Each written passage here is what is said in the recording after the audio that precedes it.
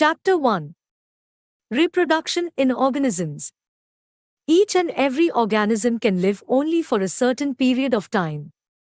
The period from birth to the natural death of an organism represents its lifespan.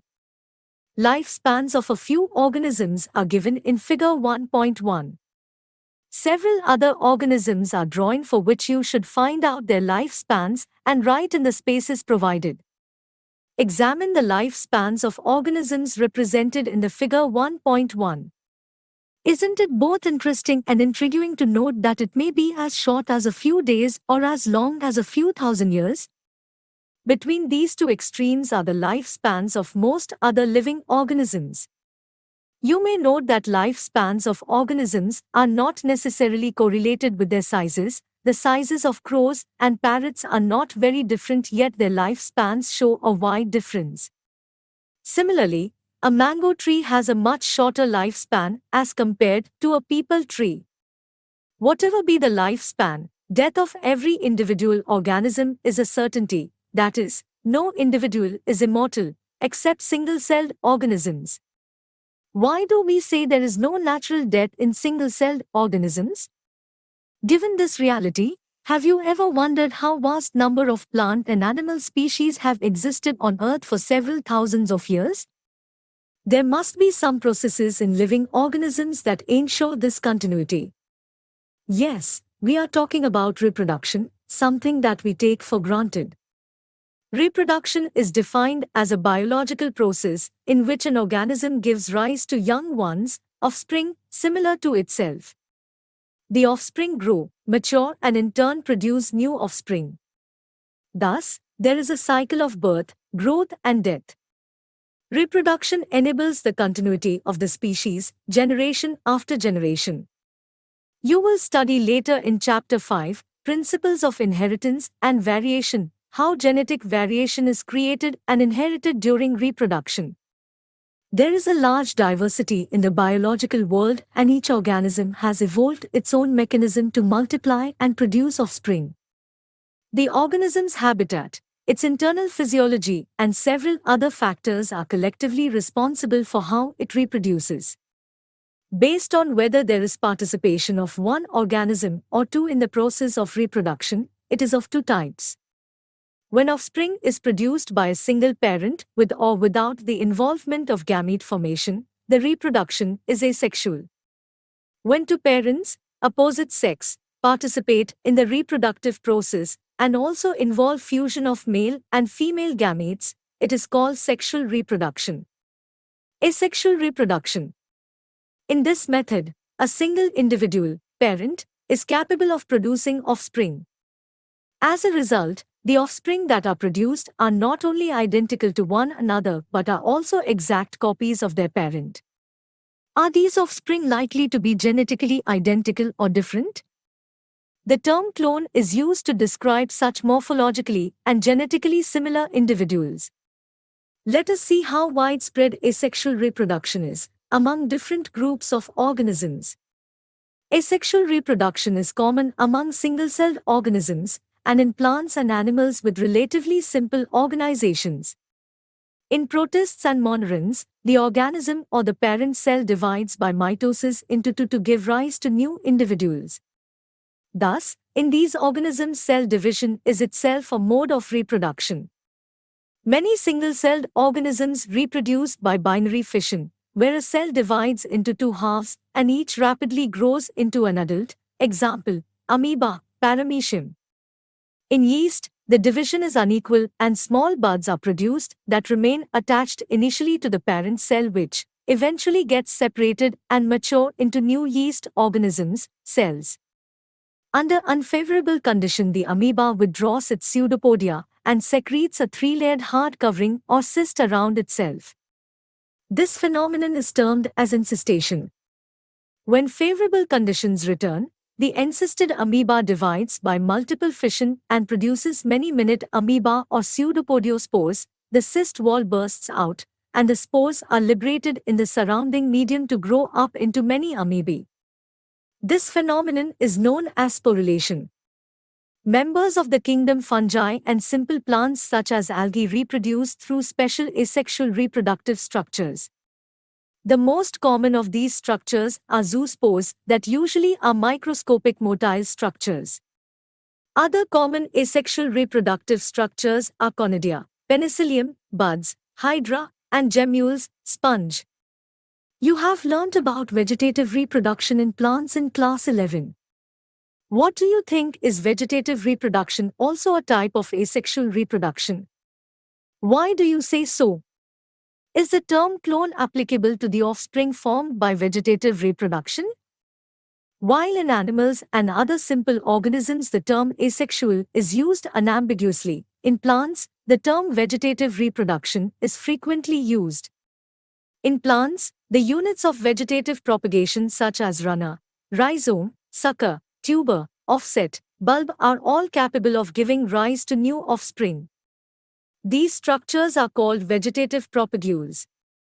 Obviously, since the formation of these structures does not involve two parents, the process involved is asexual. In some organisms, if the body breaks into distinct pieces, fragments, each fragment grows into an adult capable of producing offspring, example, hydra. This is also a mode of asexual reproduction called fragmentation. You must have heard about the scourge of the water bodies or about the terror of Bengal. This is nothing but the aquatic plant water hyacinth, which is one of the most invasive weeds found growing wherever there is standing water. It drains oxygen from the water, which leads to death of fishes. You will learn more about it in chapters 13 and 14. You may find it interesting to know that this plant was introduced in India because of its beautiful flowers and shape of leaves. Since it can propagate vegetatively at a phenomenal rate and spread all over the water body in a short period of time, it is very difficult to get rid of them. Are you aware how plants like potato, sugarcane, banana, ginger, dahlia are cultivated? Have you seen small plants emerging from the buds, called eyes, of the potato tuber, from the rhizomes of banana and ginger? When you carefully try to determine the site of origin of the new plantlets in the plants listed above, you will notice that they invariably arise from the nodes present in the modified stems of these plants. When the nodes come in contact with damp soil or water, they produce roots and new plants. Similarly, adventitious buds arise from the notches present at margins of leaves of bryophyllum. This ability is fully exploited by gardeners and farmers for commercial propagation of such plants. It is interesting to note that asexual reproduction is a common method of reproduction in organisms that have a relatively simple organization, like algae and fungi, and that they shift to sexual method of reproduction just before the onset of adverse conditions. Find out how sexual reproduction enables these organisms to survive during unfavorable conditions. Why is sexual reproduction favored under such conditions? Asexual, vegetative, as well as sexual modes of reproduction are exhibited by the higher plants. On the other hand, only sexual mode of reproduction is present in most of the animals. Sexual reproduction. Sexual reproduction involves formation of the male and female gametes, either by the same individual or by different individuals of the opposite sex. These gametes fuse to form the zygote, which develops to form the new organism. It is an elaborate, complex and slow process as compared to asexual reproduction. Because of the fusion of male and female gametes, sexual reproduction results in offspring that are not identical to the parents or amongst themselves. A study of diverse organisms, plants, animals or fungi, show that though they differ so greatly in external morphology, internal structure, and physiology, when it comes to sexual mode of reproduction, surprisingly, they share a similar pattern. Let us first discuss what features are common to these diverse organisms. All organisms have to reach a certain stage of growth and maturity in their life before they can reproduce sexually. That period of growth is called the juvenile phase. It is known as vegetative phase in plants. This phase is of variable durations in different organisms. The end of juvenile vegetative phase, which marks the beginning of the reproductive phase, can be seen easily in the higher plants when they come to flower. How long does it take for marigold, rice, wheat, coconut, mango plants to come to flower? In some plants, where flowering occurs more than once, what would you call the interflowering period, juvenile or mature? Observe a few trees in your area. Do they flower during the same month year after year? Why do you think the availability of fruits like mango, apple, jackfruit, etc. is seasonal? Are there some plants that flower throughout the year and some others that show seasonal flowering? Plants, the annual and biennial types, show clear-cut vegetative, reproductive, and senescent phases, but in the perennial species it is very difficult to clearly define these phases. A few plants exhibit unusual flowering phenomenon. Some of them, such as bamboo species, flower only once in their lifetime, generally after 50 to 100 years, produce large number of fruits, and die. Another plant, Strobilanthes kuntiana, Neelakuranji, flowers once in 12 years. As many of you would know, this plant flowered during September to October 2006. Its mass flowering transformed large tracts of hilly areas in Kerala, Karnataka and Tamil Nadu into blue stretches and attracted a large number of tourists. In animals, the juvenile phase is followed by morphological and physiological changes prior to active reproductive behavior. The reproductive phase is also of variable duration in different organisms. Can you list the changes seen in human beings that are indicative of reproductive maturity? Among animals, for example birds, do they lay eggs all through the year? Or is it a seasonal phenomenon? What about other animals like frogs and lizards? You will notice that birds living in nature lay eggs only seasonally. However, birds in captivity, as in poultry farms, can be made to lay eggs throughout the year. In this case, laying eggs is not related to reproduction, but is a commercial exploitation for human welfare. The females of placental mammals exhibit cyclical changes in the activities of ovaries and accessory ducts, as well as hormones during the reproductive phase. In non-primate mammals like cows, sheep, rats, deers, dogs, tiger, etc., such cyclical changes during reproduction are called oestrus cycle, whereas in primates, monkeys, apes, and humans, it is called menstrual cycle. Many mammals, especially those living in natural, wild conditions, exhibit such cycles only during favorable seasons in their reproductive phase and are therefore called seasonal breeders. Many other mammals are reproductively active throughout their reproductive phase and hence are called continuous breeders. That we all grow old, if we live long enough, is something that we recognize. But what is meant by growing old? The end of reproductive phase can be considered as one of the parameters of senescence or old age.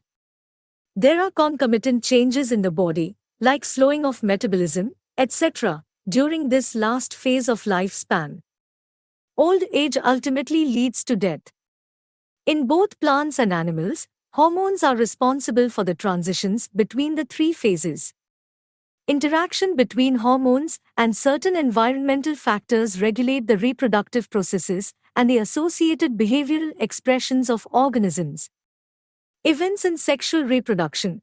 After attainment of maturity, all sexually reproducing organisms exhibit events and processes that have remarkable fundamental similarity, even though the structures associated with sexual reproduction are indeed very different. The events of sexual reproduction, though elaborate and complex, follow a regular sequence. Sexual reproduction is characterized by the fusion, or fertilization, of the male and female gametes, the formation of zygote, and embryogenesis. For convenience, these sequential events may be grouped into three distinct stages, namely, the pre-fertilization, fertilization, and the post-fertilization events. Pre-fertilization events. These include all the events of sexual reproduction prior to the fusion of gametes. The two main pre-fertilization events are gametogenesis and gamete transfer. Gametogenesis. As you are already aware, gametogenesis refers to the process of formation of the two types of gametes, male and female. Gametes are haploid cells. In some algae, the two gametes are so similar in appearance that it is not possible to categorize them into male and female gametes. They are hence called homogametes, isogametes. However, in a majority of sexually reproducing organisms, the gametes produced are of two morphologically distinct types, heterogametes. In such organisms, the male gamete is called the antherozoid or sperm, and the female gamete is called the egg or ovum. Sexuality in organisms. Sexual reproduction in organisms generally involves the fusion of gametes from two different individuals. But this is not always true. From your recollection of examples studied in class 11, can you identify cases where self-fertilization is observed? Of course, citing such examples in plants is easy. Plants may have both male and female reproductive structures in the same plant, bisexual, or on different plants, unisexual. In several fungi and plants, terms such as homothallic and monoecious are used to denote the bisexual condition, and heterothallic and dioecious are the terms used to describe unisexual condition. In flowering plants, the unisexual male flower is staminate, that is, bearing stamens, while the female is pistillate or bearing pistils. In some flowering plants, both male and female flowers may be present on the same individual, monoecious, or on separate individuals, dioecious. Some examples of monoecious plants are cucurbits and coconuts, and of dioecious plants are papaya and date palm. Name the type of gametes that are formed in staminate and pistillate flowers. But what about animals? Are individuals of all species either male or female, unisexual? Or are there species which possess both the reproductive organs, bisexual? You probably can make a list of several unisexual animal species. Earthworms, sponge, tapeworm and leech, typical examples of bisexual animals that possess both male and female reproductive organs, are hermaphrodites. Cockroach is an example of a unisexual species. Cell division during gamete formation. Gametes in all heterogametic species are of two types, namely, male and female. Gametes are haploid, though the parent plant body from which they arise may be either haploid or diploid. A haploid parent produces gametes by mitotic division. Does this mean that meiosis never occurs in organisms that are haploid? Carefully examine the flow charts of life cycles of algae that you have studied in class 11, chapter 3, to get a suitable answer. Several organisms belonging to Monera, fungi, algae and bryophytes have haploid plant body, but in organisms belonging to pteridophytes, gymnosperms, angiosperms, and most of the animals including human beings, the parental body is diploid. It is obvious that meiosis, the reduction division, has to occur if a diploid body has to produce haploid gametes. In diploid organisms, specialized cells called myocytes, gamete mother cell, undergo meiosis. At the end of meiosis, only one set of chromosomes gets incorporated into each gamete. Carefully study Table 1.1 and fill in the diploid and haploid chromosome numbers of organisms. Is there any relationship in the number of chromosomes of myocytes and gametes? Gamete transfer. After their formation, male and female gametes must be physically brought together to facilitate fusion, fertilization. Have you ever wondered how the gametes meet?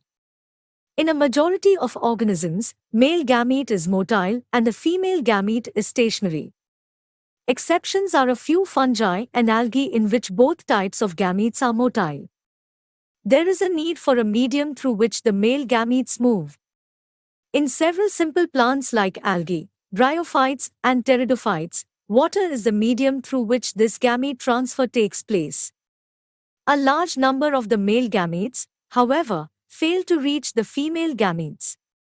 To compensate this loss of male gametes during transport, the number of male gametes produced is several thousand times the number of female gametes produced. In seed plants, pollen grains are the carriers of male gametes and ovule have the egg. Pollen grains produced in anthers therefore have to be transferred to the stigma before it can lead to fertilization. In bisexual, self-fertilizing plants, example, peas, transfer of pollen grains to the stigma is relatively easy as anthers and stigma are located close to each other. Pollen grains soon after they are shed come in contact with the stigma. But in cross-pollinating plants, including dioecious plants, a specialized event called pollination facilitates transfer of pollen grains to the stigma.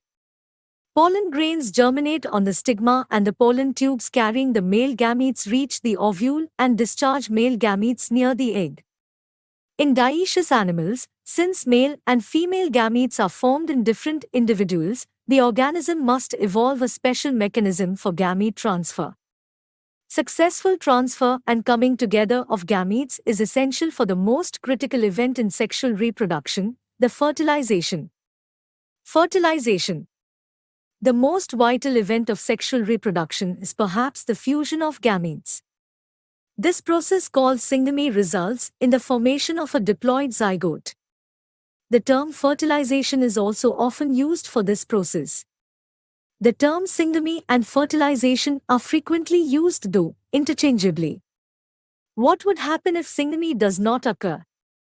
However, it has to be mentioned here that in some organisms like rotifers, honeybees and even some lizards and birds, turkey, the female gamete undergoes development to form new organisms without fertilization. This phenomenon is called parthenogenesis. Where does syngamy occur? In most aquatic organisms, such as a majority of algae and fishes as well as amphibians, syngamy occurs in the external medium, water, that is, outside the body of the organism. This type of gametic fusion is called external fertilization. Organisms exhibiting external fertilization show great synchrony between the sexes and release a large number of gametes into the surrounding medium, water, in order to enhance the chances of syngamy.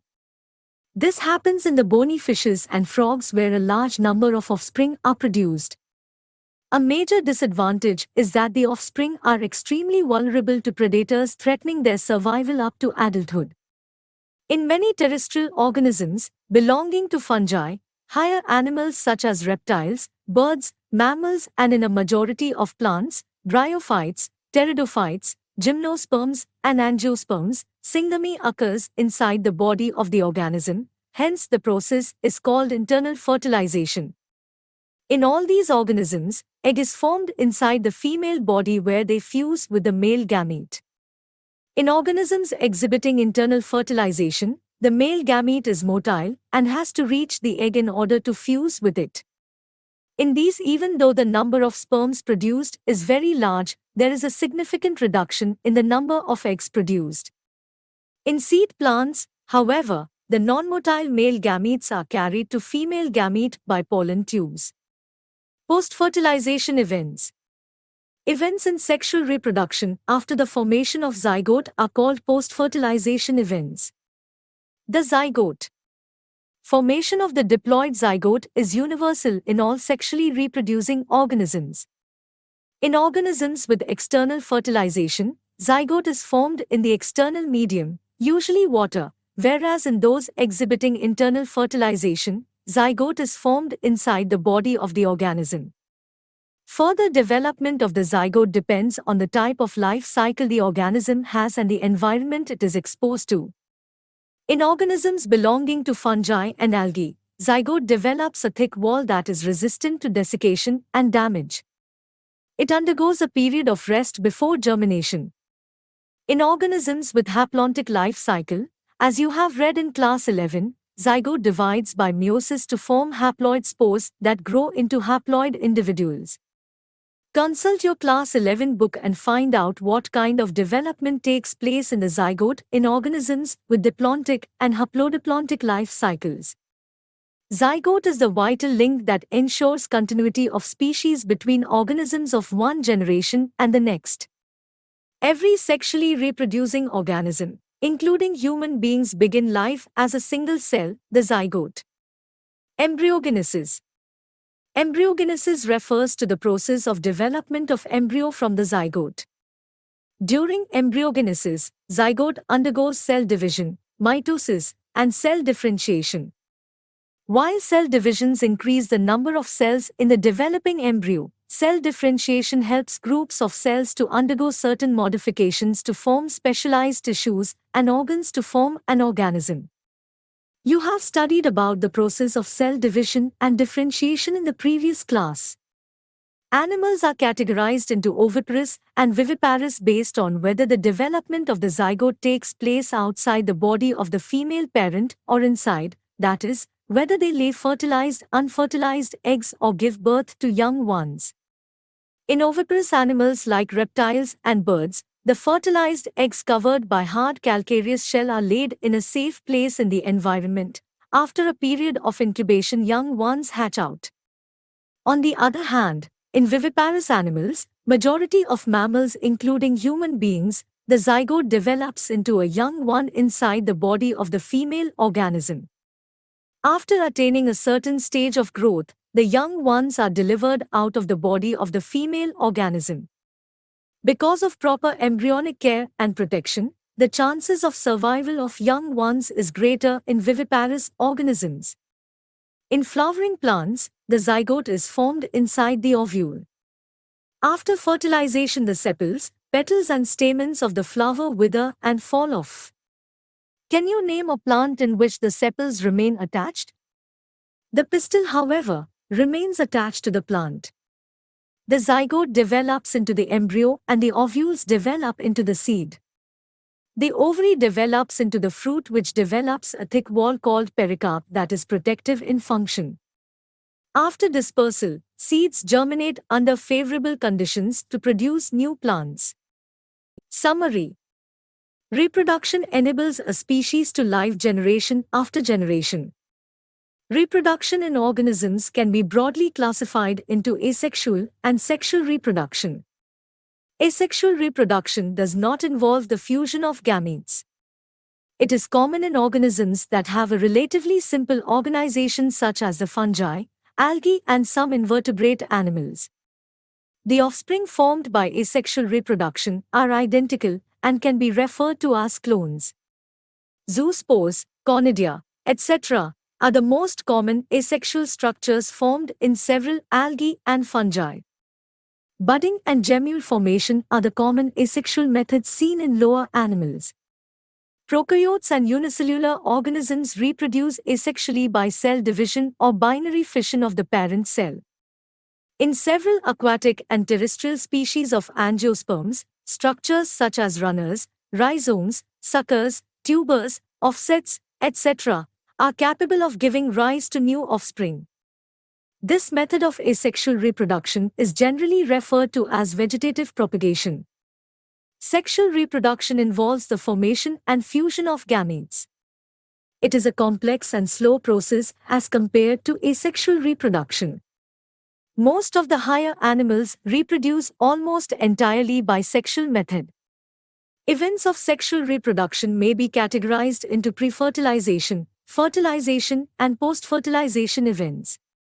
Pre-fertilization events include gametogenesis and gamete transfer, while post-fertilization events include the formation of zygote and embryogenesis. Organisms may be bisexual or unisexual. Sexuality in plants is varied, particularly in angiosperms, due to the production of diverse types of flowers. Plants are defined as monoecious and dioecious. Flowers may be bisexual or unisexual flowers. Gametes are haploid in nature and usually a direct product of meiotic division, except in haploid organisms where gametes are formed by mitosis. Transfer of male gametes is an essential event in sexual reproduction. It is relatively easy in bisexual organisms. In unisexual animals, it occurs by copulation or simultaneous release. In angiosperms, a special process called pollination ensures transfer of pollen grains, which carry the pollen grains to the stigma.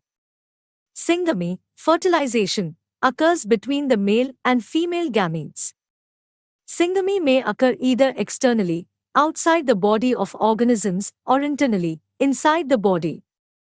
Syngamy leads to formation of a specialized cell called zygote. The process of development of embryo from the zygote is called embryogenesis. In animals, the zygote starts developing soon after its formation. Animals may be either oviparous or viviparous. Embryonal protection and care are better in viviparous organisms. In flowering plants, after fertilization, ovary develops into fruit and ovules mature into seeds. Inside the mature seed is the progenitor of the next generation, the embryo.